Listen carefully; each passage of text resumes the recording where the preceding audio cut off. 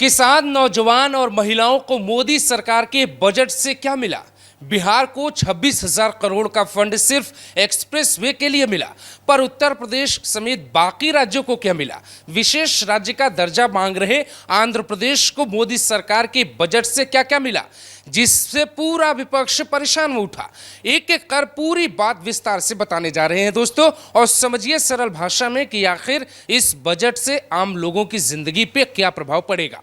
वित्त मंत्री निर्मला सीतारमण ने 7वीं बार बजट पेश कर एक तरफ नया रिकॉर्ड बनाया, तो वहीं दूसरी तरफ बजट भाषण की शुरुआत उन्होंने किसी नारे या शायरी से नहीं की, बल्कि दुनिया की अर्थव्यवस्था का जिक्र करते हुए किया। सीतारमण ने कहा, मुश्किल दौर में भी भारत की अर्थव्यवस्था चमक रही है। हालांकि विपक्ष के कई नेता इस बात पे सवाल उठाने लगे, भारत की बेरोजगारी दर का हवाला देने लगे, जिन्हें वित्त मंत्री ने अपनी घोषणाओं से तगड़ा जवाब दे दिया। बजट में सबसे पहले युवाओं के लिए बड़े ऐलान किए गए। ऐसा पहली बार होगा जब सरकार प्राइवेट नौकरी करने वाले युवाओं को मदद करने के लिए तैयार हुई। नई योजना के मुताबिक पहली नौकरी करने वाले युवा जिनकी सैलरी 1 लाख से कम होगी, उन्हें 15,000 रुपए की मदद पहले महीने सरकार देगी। रोजगार को बढ़ावा देने के लिए 500 टॉप कंपनियों में 5 करोड़ युवाओं को इंटर्नशिप करवाने का नियम सरकार लेकर आने वाली है, ताकि बेरोजगारी दूर हो और ट्रेंड युवाओं की संख्या देश में बढ़ सके।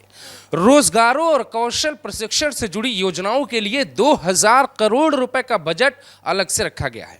रोजगार और कौशल प्रशिक्षण से जुड़ी योजनाओं के लिए 2 लाख करोड़ का बजट अलग से रखा गया है। इसके अलावा मुद्रा लोन की रकम 10 लाख से बढ़ाकर 20 लाख रुपए कर दी गई है, यानी रोजगार के लिए अधिकतम 20 लाख लोग आसानी से ले सकते हैं। इसके अलावा महिलाओं और लड़कियों के लिए वित्त मंत्री ने बजट में 3 लाख करोड़ रुपए का फंड अलग से निकाला है। किसान सम्मान निधि बढ़ने का इंतजार कर रहे लोगों की उम्मीदों पर पानी फिर गया, लेकिन 1 करोड़ किसानों को नेचुरल फार्मिंग से जोड़ने का ऐलान भी कृषि मंत्री ने फार्मिंग में बड़े बदलाव के संकेत दिए। 5 राज्यों में नए किसान क्रेडिट कार्ड जारी किए जाएंगे। खास बात यह है कि इस बजट में आंध्र प्रदेश, बिहार, ओडिशा, झारखंड और पश्चिम बंगाल जैसे राज्यों पे खास फोकस किया गया है।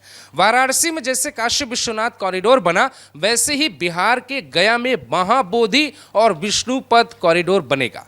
बिहार में सड़कों का जाल बिछाने, एक्सप्रेसवे बनाने और पुल निर्माण के लिए 26,000 करोड़ का फंड अलग से दिया गया है। बिहार के गया में औद्योगिक विकास को बढ़ावा देने के लिए फैक्ट्रियां लगाई जाएंगी। आंध्र प्रदेश में इंफ्रास्ट्रक्चर को मजबूत करने के लिए 15,000 करोड़ का फंड दिया जाने वाला है, जबकि झारखंड, ओडिशा और पश्चिम बंगाल के लिए भी बजट अलग से राशि का ऐलान किया गया है।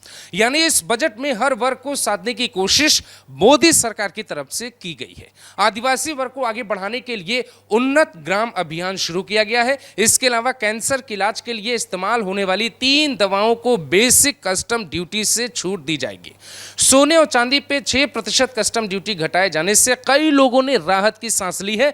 अब सोने के दाम 3,000 रुपए तक कम हो सकते हैं। जो लोग टैक्स में छूट की उम्मीद कर रहे थे, उन्हें यह सुन के थोड़ा झटका लगा है कि नए टैक्स सिस्टम में 3 लाख तक कोई टैक्स नहीं देना होगा, जबकि 3 से 7 लाख तक की कमाई पे 5% टैक्स आपको देना पड़ेगा। 7 से 10 लाख की आय पे 10% टैक्स आपको देना पड़ेगा, जबकि 15 लाख से ज्यादा आय पे 30% टैक्स देना पड़ेगा, जो एक बड़ी संख्या हो सकती है। मोदी सरकार के इस बजट में हर वर्ग को लुभाने की कोशिश की गई है। हालांकि यह अंतरिम बजट है और इस बजट को आप इसी तरीके से देखें, लेकिन सरकार का ध्यान उन्हीं 2 विषयों पे था जिन विषयों पे सरकार को चुनाव में चुनौती मिली, जिनमें से सबसे बड़ा विषय है वो विषय है रोजगार का और प्राइवेट सेक्टर में नौकरी के विकल्प को खड़ा करना और स्किल्ड लोगों को बेहतर विकल्प तक पहुंचाना।